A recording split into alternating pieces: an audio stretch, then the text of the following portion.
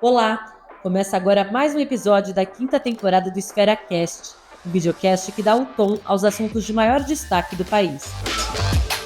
O ministro Bruno Dantas, presidente do Tribunal de Contas da União, é o convidado deste episódio do Esfera Cast e conta detalhes sobre o Climate Scanner, uma ferramenta que avalia as ações governamentais relacionadas às mudanças climáticas. Com essa auditoria global, que vai alimentar uma plataforma eletrônica que nós batizamos de Climate Scanner, ou seja, o scanner do clima, nós vamos fiscalizar três grandes eixos da atuação dos governos.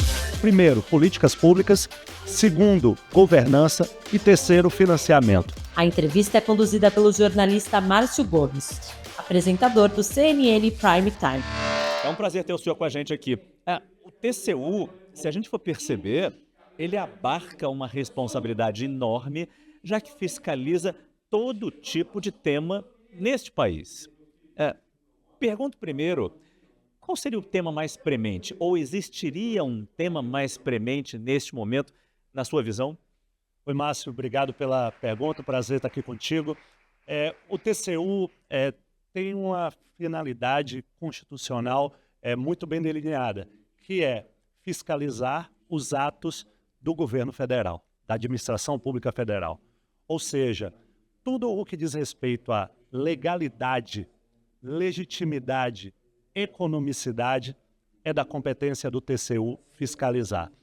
Como o governo tem uma atuação em inúmeras frentes, acaba que o controlador, que é o Tribunal de Contas da União, precisa também espraiar a sua competência por todos esses setores da vida nacional.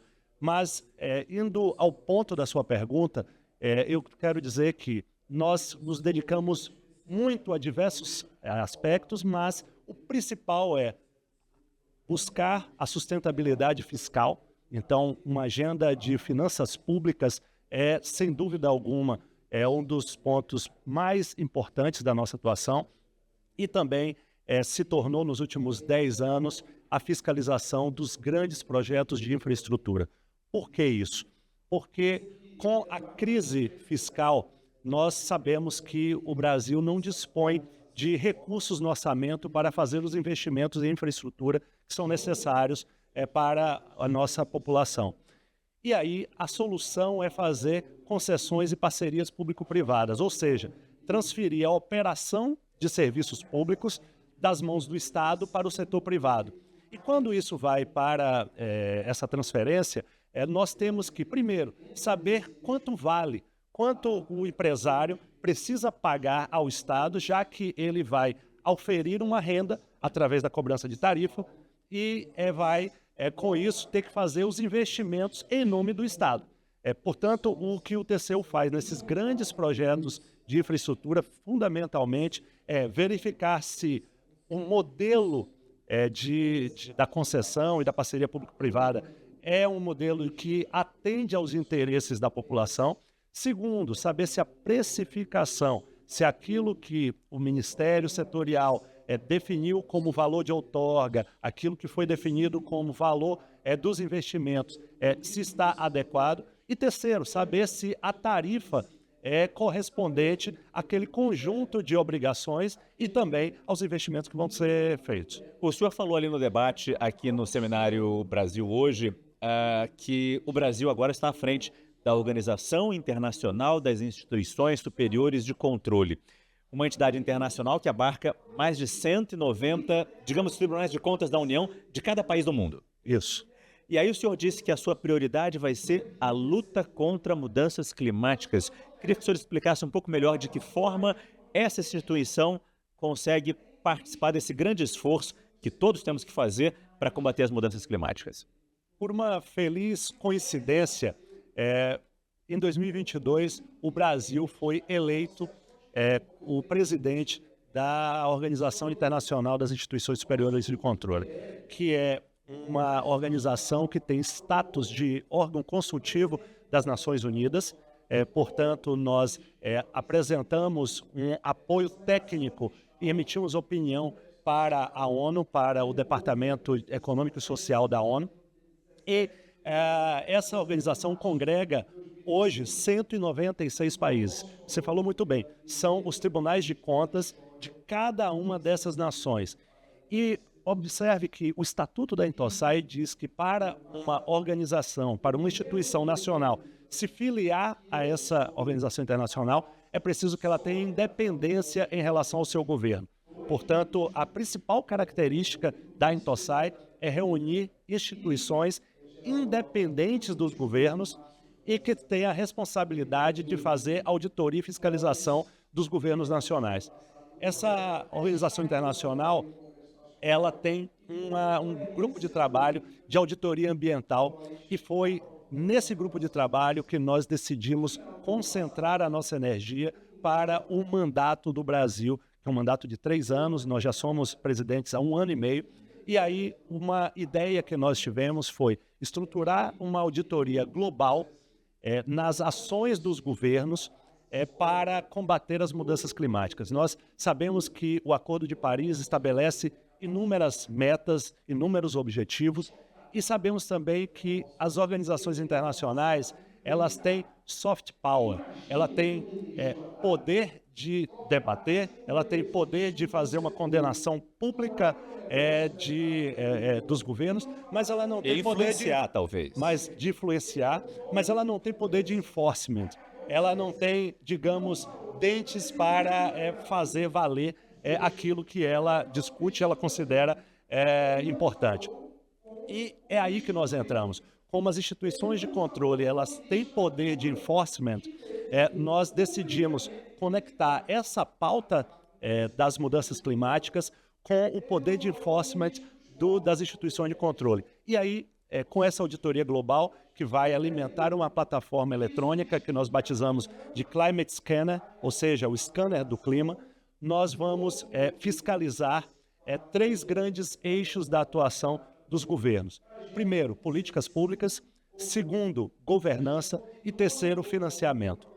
Dentro desses 3 eixos, nós estabelecemos indicadores e, a partir de uma linguagem comum aos 196 países que compõem a Intosai, nós estamos capacitando auditores para fazer essa auditoria e aí alimentar essa plataforma de modo que nós vamos ter, agora já na COP 29, que vai ser no Azerbaijão, nós vamos apresentar os primeiros números. Nós já temos a adesão de mais de 100 países e a nossa ideia é, em novembro, no Azerbaijão, mostrar aquilo que as instituições superiores de controle podem fazer para induzir os seus governos a cumprir as metas e os objetivos do Acordo de Paris. Não tem dentes, mas pode dar um puxão de orelha de vez em quando, né? É verdade.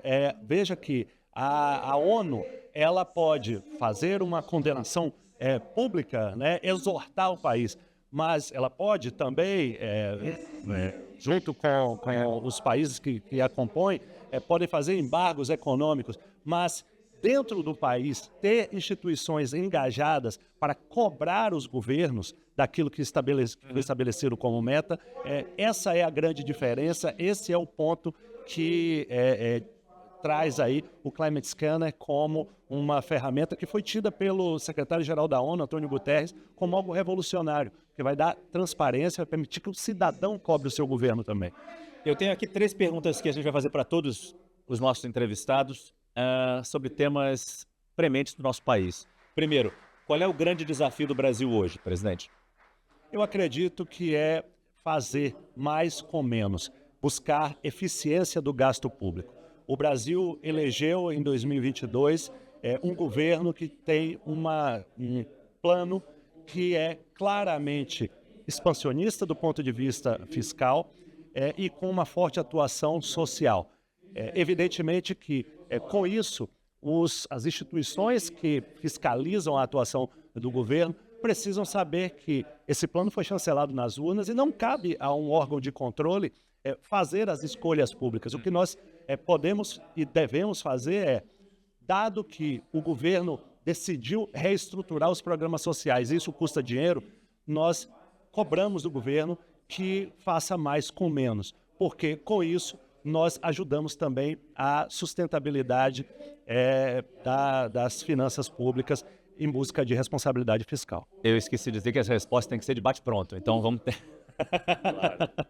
Grosseiramente falando aqui, vamos agilizar isso aqui. Em qual setor da economia brasileira o senhor investiria agora? Eu investiria definitivamente no setor de transportes.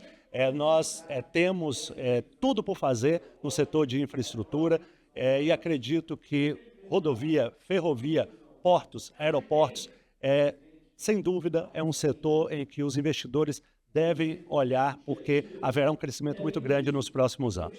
Se o senhor fosse presidente da República, qual seria a prioridade da sua agenda? Segurança pública, segurança pública, segurança pública. O Brasil, infelizmente, vive um clima de guerra civil. Não pode ser normal São Paulo ser a cidade com o maior número de carros blindados do mundo.